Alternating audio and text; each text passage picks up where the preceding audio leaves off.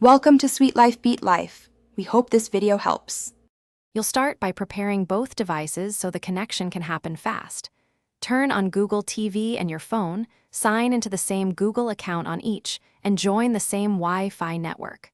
Once done, enable Bluetooth on your phone.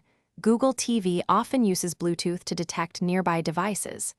Keep the devices close, within roughly 10 meters, and make sure both have current updates. This prevents authentication prompts and speeds up discovery when you begin casting or pairing. Now initiate the actual connection from your phone. Open an app with casting, like YouTube or Google Photos, and tap the cast icon. Select your Google TV from the list. If you prefer full screen mirror, go to Settings Connected Devices Cast or Screen Cast on Android, then pick the TV.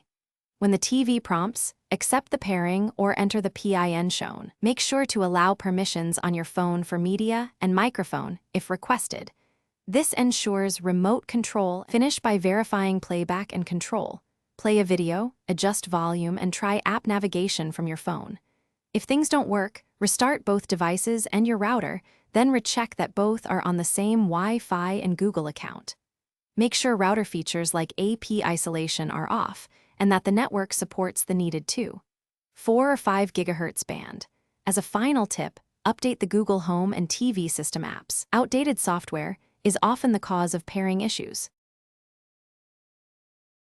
Thanks for watching. Consider subscribing if we helped you.